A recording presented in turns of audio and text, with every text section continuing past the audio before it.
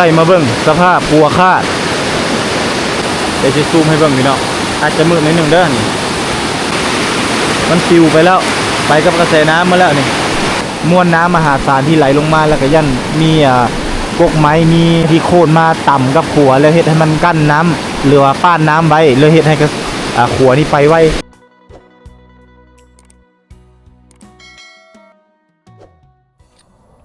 แกงลีนนี่พี่น้องเนาะแกงลีนสิไปทางนี้15กิโลเมตรตัวนี้ตำหูบส้นเผามังกร14กิโลเมตรอยู่บ้านแกงลีนพี่น้องเส้นทางตัวนี้200เมตรเข้าไปนี่จะเป็นขัวแกงอะล่องเนาะมื้อนี้บรรทุกเดินทางมาเพื่ออัปเดตบ่ฮู้ว่าขัวแกงอะล่องไปแล้วบ่มื้อนี้มาอัปเดตนำกันพี่น้องตั้งใจเดินทางออกมาแต่เมืองประมาณ5กิโลเมตรเพื่อจะมาอัปเดตขัวแกงอะล่องพี่น้องบ่ฮู้ว่าไปแล้วหรือบ่หรือว่ายังให้เห็นอยู่เนาะเดี๋ยวไปติดตามรับชมนำกันเพราะว่าช่วงหลายมื้อที่ผ่านมาฝนตกบ่เซาเลยเนาะ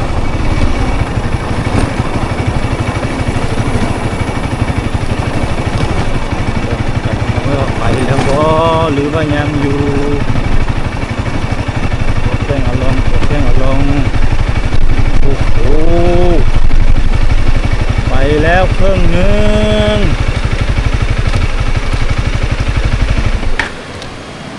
แกงอะล่องวันนี้ต่อจากคลิปวิดีโอก่อนพี่น้องเนาะคลิปวิดีโอก่อนบรรทุกได้เดินทางไปอัปเดตสถานการณ์ที่แกงลิ้นหรือว่าพากันไปเบิ่งวิถีชีวิตของเขาเจ้าเนาะซื้อปูซื้อปลาทางนั้นมื้อนี้พาท่านผู้ชมมาอัปเดตสะพานไม้ไผ่ที่ทอดยาวที่สุดในสปป.ลาวนั่นก็คือขัวแกงอะล่องพี่น้องเนาะขัวแกงอะล่องหรือว่าสะพานแกงอะล่องเป็นสะพานไม้ไผ่เนาะมามื้อนี้สะพานไม้ไผ่โอ้โหขาดไปแล้วพี่น้องเอ้ยอัปเดตสถานการณ์ล่าสุดที่สะพานไม้ไผ่แกงอะล่องพี่น้อง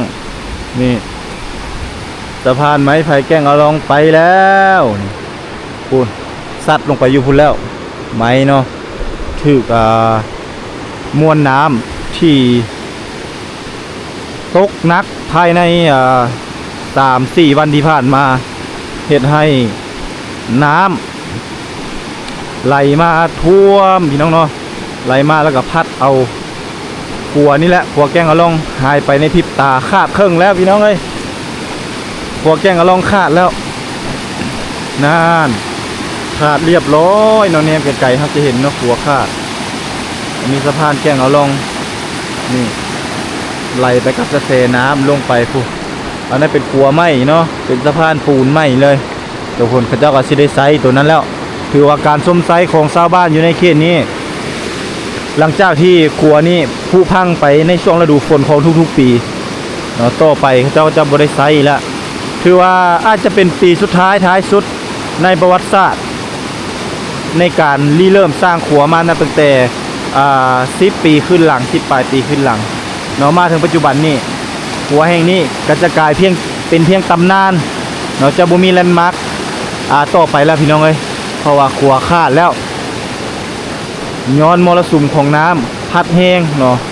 พัดถล่มแห้งเลยเฮ็ดในขัวแห่งนี้นี่โอ้กาไต่ขึ้นอยู่บ่นี่มวลน้ำมหาศาลเลยพัดมานี่เนาะมันเลยจึงบ่อยู่เด้โอ้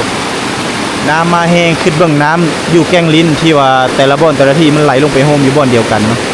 เป็นให้กระแสน้ำนี่พัดเอาขัวแห้งนี้ไปความแห้งอันนี้เขาบอกความแห้งของน้ำอันนี้มันค้ำยันไว้อยู่ได้นี่เลยเขาบอกว่ามันสิไปตอนใดนี่เนาะเขายังบ่ทันรู้เถื่อ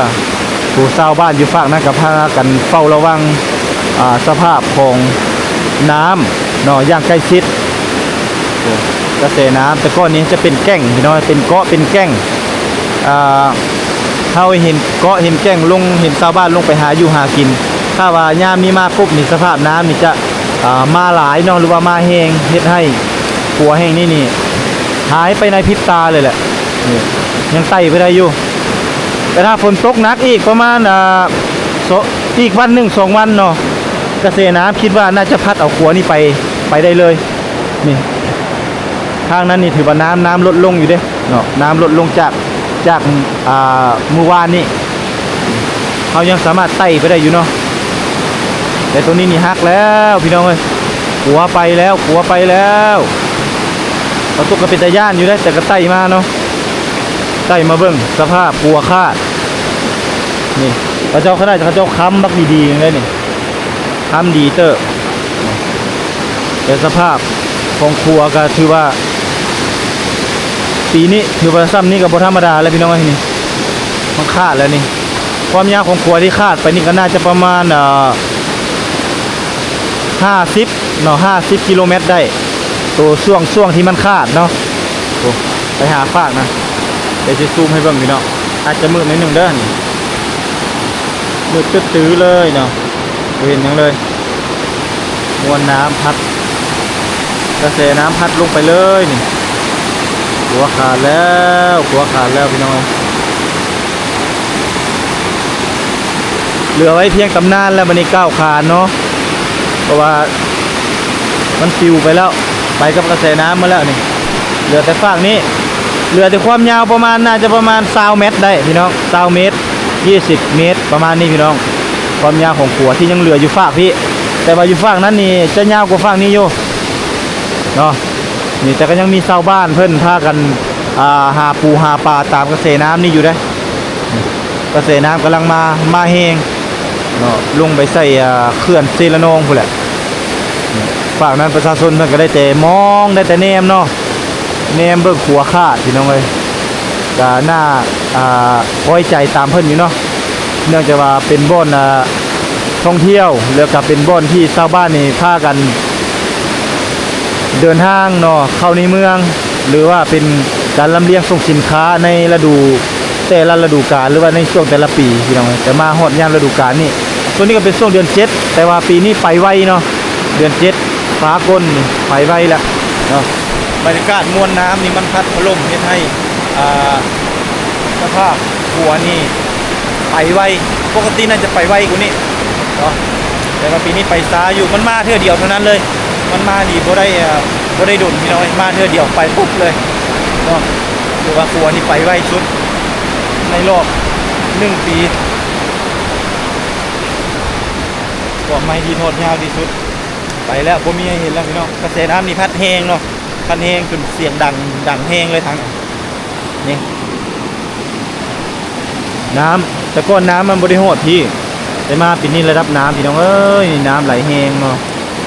พัดแห้งจนเฮ็ดให้ไม้สะพานไม้แห้งนี่คือว่าอยากไปมาเลยได้พี่น้อยนี่แต่ว่าน้ำนี่ลดลงสังเกตจากเขตหมายของไม้เนาะที่มันลดลงนี่เหือดแห้งมันลดลงหลายเติบอยู่แต่ว่ามันเจอมวลน้ำมหาศาลที่ไหลลงมาแล้วก็ยันมีกกไม้มีต้นไม้ที่โค่นมาต่ำกับขัวแล้วเฮ็ดให้มันกั้นน้ำหรือว่าป้านน้ำไว้เลยเฮ็ดให้ขัวนี่ไปไวกว่าก้อนพี่น้องเนาะแล้วเนาะวันนี้เนาะจะเข้าไปเที่ยวจะเข้าไปชมวิถีชีวิตของชาวบ้านแก้งเอาลองทางฝั่งนั้นก็แม่นต้องได้ไปทางขัวพุ่นแต่ก็บ่ไกลมาเลยเนาะแต่ก็โค้งเติบเด้โค้งไปพุ่นแหละเนาะที่ตามเส้นทางโฮจิมินห์โค้งไปพุ่นแล้วก็เข้าบ้านเนาะแต่ขัวไล่ใส่แต่ขัวไม้นั้นไปหาบ้านแก้งเอาลองนี่เนาะก็น่าจะประมาณ3 กิโลได้ 3-4 กิโลก็จะหอดบ้านเนาะซ้ำแต่นี่เข้าเมืองคือกันเนาะวันนี้อัปเดตล่าสุดพี่น้องเนาะที่สะพานไม้ไผ่แก้งเอาลองเนาะอาจจะเป็นปีสุดท้ายหรือว่าท้ายสุดที่เราจะได้เห็นสะพานไม้ไผ่แห่งนี้ถ้าชาวบ้านเนาะบ่พร้อมใจกันสร้างอีกเพราะว่าการสร้างครัวหรือว่าสะพานไม้ไผ่แห่งนี้นี่ต้องได้ใช้คนจำนวนหลายแล้วก็ใช้ไม้เนาะซึ่งเป็นวัตถุดิบที่หาจากธรรมชาตินี่หลายในการสร้างครัวแห่งนี้ขึ้นมาเนาะเพื่อการคมนาคมขนส่งสินค้าแล้วก็การเข้าเมืองไปหาหมอเนาะหรือว่าเป็นแลนด์มาร์คอีกแห่งหนึ่งของเมืองนองก็อาจจะบ่มีให้เห็นแล้วอาจจะเป็นปีสุดท้ายปีท้ายสุดเนาะถ้าบ่ได้รับการสนับสนุนจาก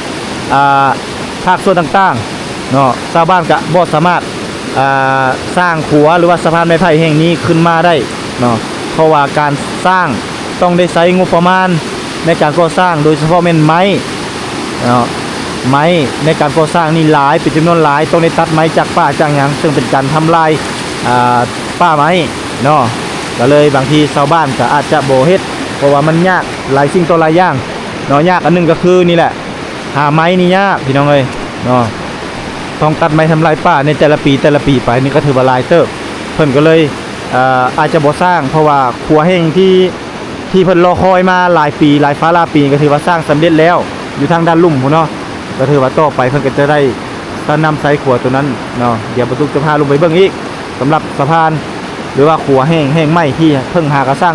เสร็จหรือว่าหากระเปิดภายในประมาณ 2-3 เดือนก่อนพี่น้องเนาะคันยังฮอดได้บางทีก็บ่ฮอดซ้ำเอา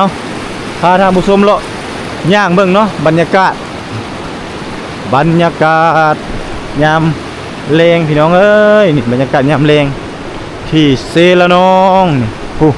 มันพัดกระแสน้ำพัดมาอยู่พี่ได้ตัวนี้เนาะเอาดิถ้าผู้ชมอาจจะบ่เห็นปานใดเพราะว่ามันไกลแต่ว่าสิย่างมาเบิ่งใกล้ๆเนาะมันพัดมาพี่เลยพัดเอาสะพานไม้ไผ่อยู่ทางด้านเทิงนี่เนาะนี่มันพัดลงมาพี่ทางด้านลุ่มพี่มันพัดมาไกลเตอร์เนาะถ้าว่าน้ำขึ้นอย่างเช่นนี้ประชาชนหากินอย่างไรแบบนี้เนาะแต่นี้แหละจะเป็นการแกล้งเบ็ดเนาะแกล้งเบ็ดหรือว่าใส่มองอยู่ทางด้านเทิงเพราะว่าปูปลาหน้าเนี่ยมันก็สิไปตามกระแสน้ำพี่น้องพัดไปตามกระแสน้ำชาวบ้านกันนี้แหละน้องน้อยในชนบทก็สิพากันมาหาซิดเบ็ดเนาะแต่ถ้าให้ได้ไวนี่มันต้องอันนั้นได้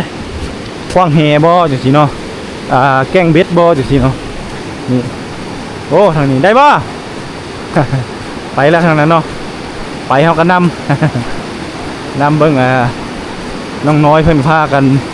กำลังซิดเบ็ดน้องซิดเบ็ดหาปลาตามธรรมชาตินี่แหละนี่โอ้สายขาวสายงามคักเนาะถือว่าชาวบ้านเพิ่นพากันหาปูหาปลาตามนี้เลยได้หลายอยู่บ่นี่เนาะจักมาบ้านใดแกงอะลองบ่ขัวก็สิอยู่ทางด้านลุ่มนี่มันพัดมาทางนี้แหละพี่น้องนี่ไม้ไผ่กองเลยกองขลึบมันพัดมาหอดนี่เนาะมันมาค้างอยู่แก้งนี่เดี๋ยวเราไปเบิ่ง ไปเบิ่งน้ำกันปูปลาหน้าเนี่ยได้ลายบ่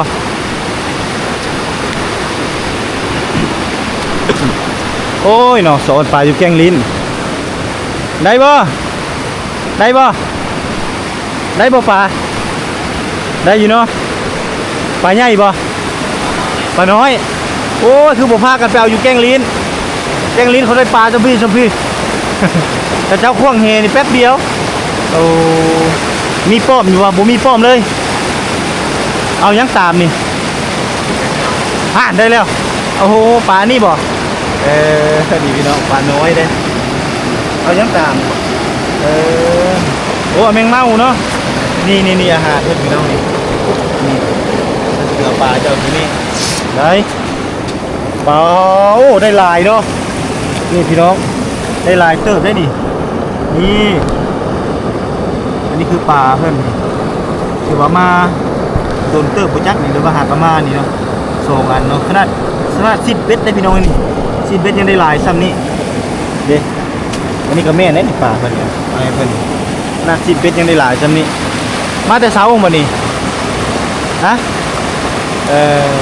พี่น้องมาแต่เช้าบ่ได้นี่ขนาดซิดเบ็ดยังได้ลายซ้ำนี่คันกว้างแฮนี่เซ่มองยังได้ลายกว่านี้พี่น้องเอ้ยอันนี้หากินง่ายพี่น้องหากินตามธรรมชาติปลามันมาลิ้นแกงลิ้นจังซี่แล้วก็เพิ่นก็จะนั่งคิดเอาอยู่นี่แหละนี่คือวิธีของเพิ่นแท้ๆเนาะวิธีล้วนๆเลยหาอยู่หากินแบบธรรมชาตินี่แหละพี่น้องเอ้ยคือวิธีชีวิตของเพิ่นที่บ่ตุกได้มีโอกาสเดินทางมาอัปเดตสำหรับสะพานไม้ไผ่หรือว่าขัวแกงอะลองที่ทอดยาวที่สุดที่ถูกกระแสน้ำพัดหายไปเนาะถ้าว่าปีหน้าถ้าได้รับการสนับสนุนจากหน่วยงานที่เกี่ยวข้องหรือว่าภาคส่วนต่างๆขัวแห่งนี้ก็อาจจะยังเป็นเอกลักษณ์หรือว่าให้ชาวบ้านนี่ปลุกระดมคนควายเป็นที่หนึ่งใจเดียว เนาะสร้างมันขึ้นมาเพื่อเป็นแลนด์มาร์คแล้วก็เป็นแหล่งท่องเที่ยวให้กับนักท่องเที่ยวที่เดินทางมาเพราะว่าจุดนี้เป็นจุดแลนด์มาร์คถ้าไผมาเมืองนองต้องมาที่นี่เพื่อจะมาเช็คอินเนาะหรือว่ามาถ่ายรูปมาเบิ่งวิถีชีวิตของชาวบ้านในบรรยากาศยามเช้ายามแลงเนาะก็สามารถเดินทางมาบ่นี้ได้แต่ถ้าสมมุติว่าชาวบ้านเพิ่นบ่สร้างเนาะในปีต่อไปก็รูปภาพบรรยากาศดังกล่าวนี้อาจจะกลายเป็นความทรงจำที่เคยครั้งหนึ่งเนาะของทุกๆปี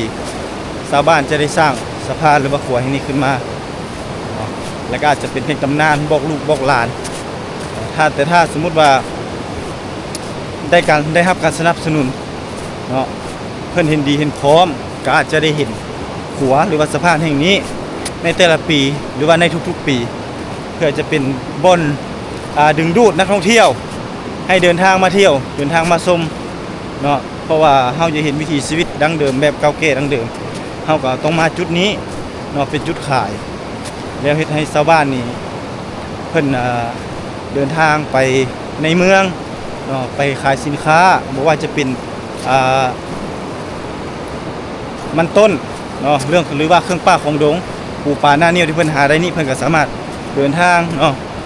ย่างหรือว่าขี่รถข้ามสะพานนี้ไปขายได้แต่ถ้าสมมุติว่าบ่มีสะพานแห่งนี้แล้วเพิ่นก็ต้องได้ข้ามทางขัวพุ่นเนาะแต่ว่ามันก็สะดวกสบายกับทางขัวพุ่นแล้วเพราะว่าเพิ่นเฮ็ดมาหลายฟ้าหลายปีแล้วเพิ่นก็เมื่อยประชาชนเนาะเพิ่นก็เมื่อยในการตัดไม้ในการมาสร้างขัวในทุกๆปีหรือว่าผู้ใดเป็นเจ้ากุ๊กเจ้าเล่าพุ่นแหละต้องได้ปลุกระดมคนควายพ่อแม่ประชาชนเพื่อจะมาสร้างนี่ก็บ่ธรรมดาแต่ว่านี่ขัวมีแล้วเนาะเขาเจ้าก็อาจจะบ่สร้างเนาะเพราะว่ามันยากเนาะพี่น้องเอ้ยเนาะอ้าวนี่ก็คือจุดที่บรรทุกพาท่านผู้ชมมาเช็คอินเนาะหรือว่ามาอัปเดตสถานการณ์น้ำสถานการณ์ขัวแห้งนี้ให้ท่านผู้ชมได้ติดตามรับชมเนาะคาดไปเลยเด้อครึ่งนึงเด้อพี่น้องเด้อบ่ฮู้ว่ามื้อใดอีกมันจะเอาไปอีกเพราะระดับน้ำก็ถือว่ายังแห้งอยู่พอสมควรพี่น้องเอ้ยนี่คือการอัปเดตล่าสุดจากบ่าวตุกวิถีลาวพบกันใหม่ในคลิปหน้าท่านผู้ชมสำหรับคลิปนี้บ่าวตุกขอลาไปก่อนสบายดี